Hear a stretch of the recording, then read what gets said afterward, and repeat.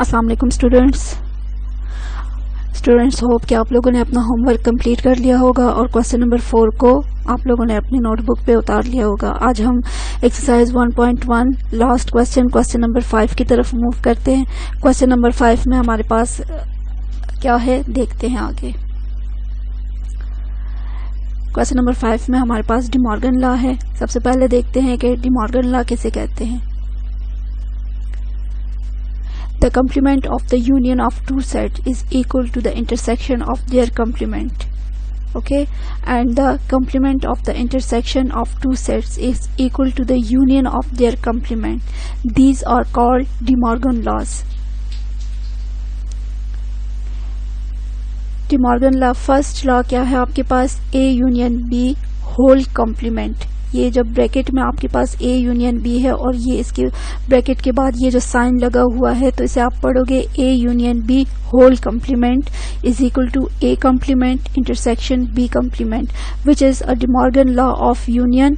और second law है आपके पास A intersection B whole complement is equal to A complement union B complement which is De Morgan law of intersection. ये आपके पास union के लिए है, इसका ऑपोजिट जो सेकंड लॉ है वो आपके पास इंटरसेक्शन के लिए है। ये साइन आपके पास कॉम्प्लीमेंट के लिए यूज होता है। एग्जाम्पल लेते हैं, एक एग्जाम्पल से इन दोनों लॉस को समझने की कोशिश करते हैं। ठीक है, फर्स्ट एग्जाम्पल लेते हैं D Morgan law of union से। लेट सपोज कि कोई से 3 सेट्स हमें गिवन है। ये जो बड़ा सेट इसमें होता है आपके पास जो यू से ऑलमोस्ट यू से ही डिनोट होता है वो क्या है, यूनिवर्सल सेट कहलाता है। ये यूनिवर्सल सेट कहलाता है। यूनिवर्सल सेट्स के एलिमेंट है आपके पास 1 2 3 4 5 एंड 6। सेट ए है आपके पास 2 एंड 3 और सेट बी है आपके पास 3 4 एंड 5। ठीक है, इस पे आपने D Morgan law of union find करना है। कैसे फाइंड करेंगे, ये आपके पास उसी तरह आपके पास LHS है और RHS है। LHS और RHS दोनों इक्वल आने चाहिए। ठीक है, सबसे पहले हम क्या करेंगे, सबसे पहले हम LHS लेंगे। ठीक है, LHS को लेने के लिए ये देखिए ये आपके पास A union B whole complement है। तो सबसे पहले आप A यूनियन B फाइंड करोगे। ठीक है, LHS लेने के बाद सोल्यूशन लिख के LHS लेने के बाद सबसे पहले आप A यूनियन B फाइंड करोगे। A यूनियन B फाइंड करना आपको यकीनन आ गया होगा। ठीक है कि A यूनियन B जब आप फाइंड करोगे तो आपके पास A यूनियन B क्या आता है, इन दोनों सेट्स को आपने किसी एक सेट में लिख दिया, यानी इन दोनों सेट्स के एलिमेंट को जब आप किसी एक सेट में लिखोगे तो वो आपके पास इसका यूनियन होगा। तो आपके पास 2 3 और यहाँ 3 4 5 है। तो ये सेट आपके पास A यूनियन B आपके पास आया 2 3 4 एंड 5। ठीक है, अब आप A यूनियन B आपने फाइंड कर लिया। अब इस कॉम्प्लीमेंट का मतलब है कि आप यूनिवर्सल सेट से, ये जो आपके पास यूनिवर्सल सेट्स है इसका और ये जो आपने A यूनियन B फाइंड किया इसका डिफरेंस आप फाइंड करोगे। ठीक है, A union B whole complement means universal set minus A union B, यानी ये जो आपने फाइंड किया A यूनियन B और ये जो आपके पास गिवन है यूनिवर्सल सेट, इन दोनों सेट का आपने डिफरेंस फाइंड करना है। डिफरेंस भी फाइंड करना आपको आ गया होगा। ठीक है, कि इनके दरमियान फर्क क्या है। तो अब A union B whole complement आपके पास क्या आ रहा है, यूनिवर्सल सेट के एलिमेंट्स आपने लिख दिए। डिफरेंस का साइन यहाँ माइनस का भी आ सकता है और इस तरह का ये साइन भी आ सकता है। और A यूनियन B जो आपने फाइंड किया। अब डिफरेंस फाइंड करने का मैंने आपको एक मेथड बताया है कि आप पेंसिल लेके बिल्कुल हल्की सी एक लाइन लगा के देखिए, यहाँ पे आपके पास 2 है, जो सेम एलिमेंट्स है उनको आप क्रॉस करते जाए। ये 2 है, यहाँ भी 2 है आपके पास, फिर इस 3 को भी आप क्रॉस कर दे, 4 को भी आप क्रॉस कर दे, 5 को भी आप क्रॉस कर दे। ठीक है, तो यहाँ आपके पास इस यूनिवर्सल सेट के कौन से एलिमेंट रह गए, यूनिवर्सल सेट के आपके पास 2 ही एलिमेंट रह गए 1 एंड 6। तो A यूनियन B कॉम्प्लीमेंट आपके होल कॉम्प्लीमेंट आपके पास क्या आया 1 एंड 6। ठीक है, A union B whole complement आपके पास क्या आया 1 एंड 6, यानी कि आपके पास यूनिवर्सल सेट और ये जो A यूनियन B आपने फाइंड किया इसका डिफरेंस क्या है, ये 2 एलिमेंट्स है। क्लियर, ये आपके पास आपका LHS हो गया। अब आप RHS को प्रूव करोगे, यानी A complement intersection B complement. पहले आपने A union B whole complement लिया, अब आप इंडिविजुअली इनका कॉम्प्लीमेंट फाइंड करोगे। ठीक है, RHS लेते हैं।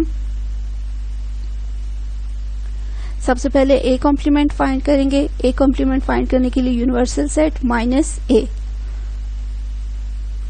यूनिवर्सल सेट लिख दिया और यहाँ पे सेट A के एलिमेंट्स लिख दिए आपने। अब वही मेथड है आपके पास, जो सेम एलिमेंट्स है उसको आप क्रॉस कर दे, ठीक है। बच गया आपके पास A कॉम्प्लीमेंट आपके पास आ गया 1, 4, 5 एंड 6। इसी तरह आप B कॉम्प्लीमेंट फाइंड करेंगे। B complement universal set minus B, universal set लिख दिया और यहाँ पे B के एलिमेंट्स लिख दिए।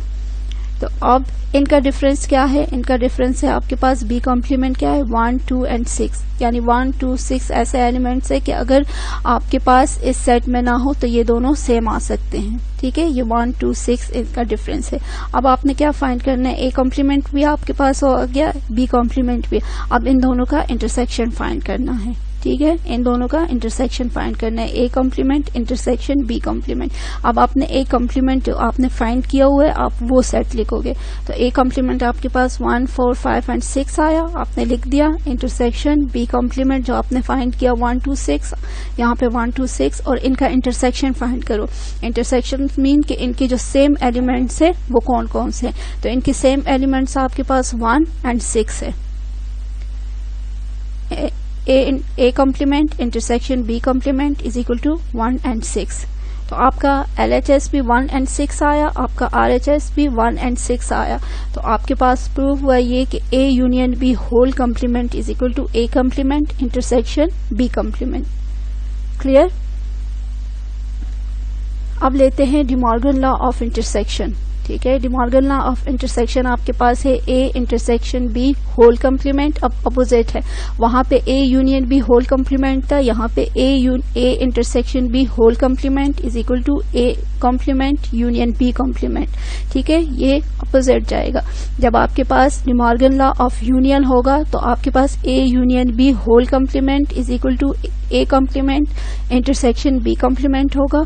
और जब आपके पास De Morgan law of intersection आपसे कहा जाए तो आप लिखोगे A intersection B whole complement is equal to A complement union B complement.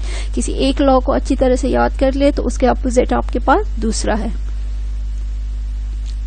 इसको भी एक एग्जांपल से समझ लेते हैं। If U is equal to A B C D E, A is equal to A B D and B is equal to B D E, ये solution क्या होगा इसके लिए?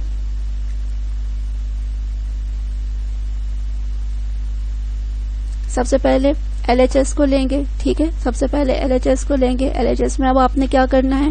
पहले आपने A यूनियन B फाइंड किया था, अब आप A इंटरसेक्शन B फाइंड करोगे, ठीक है। अब आप सबसे पहले A इंटरसेक्शन B फाइंड करोगे।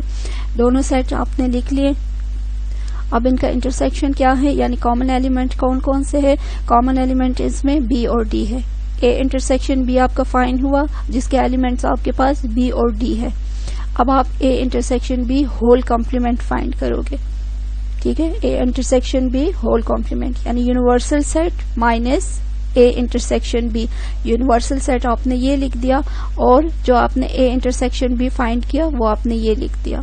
अब इसमें आपके पास सेम एलिमेंट कौन से हैं? B और B। इसको कैंसिल किया आपने, D और D, तो आपके पास रह क्या गया? आपके पास जो एलिमेंट्स रह गए वो A, C और E है। यानी इनका डिफरेंस क्या आया आपके पास? A, C और E। A intersection B whole complement is equal to A, C and E। ये आपके पास LHS को आपने प्रूव कर लिया। अब RHS को लेते हैं।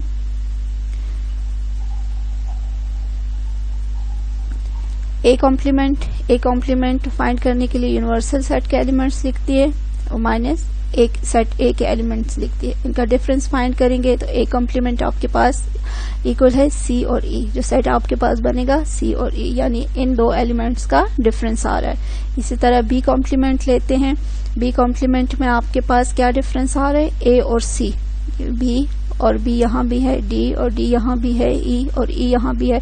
तो डिफरेंस क्या आया? डिफरेंस A और E का आया। अब आप क्या करोगे? अब आप A complement union B complement, जो A कॉम्प्लीमेंट फाइंड किया वो सेट लिखोगे, जो B कॉम्प्लीमेंट फाइंड किया वो सेट लिखोगे और इनका यूनियन लोगे। यूनियन लेके आपके पास आया इसका A, C और E। जो कि आपका प्रूफ आ गया कि A intersection B whole complement is equal to A complement union B complement. Clear?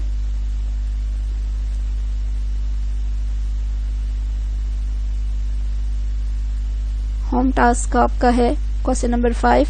Question number 5 के पार्ट्स 1, 2 और 3 ये आपने खुद सॉल्व करने हैं। इन्हीं एग्जाम्पल को सामने रखकर आपने union, De Morgan law of union और डिमॉर्गन लॉ ऑफ इंटरसेक्शन दोनों को आपने इन पार्ट 1, पार्ट 2 और पार्ट 3 पे अप्लाई करना है।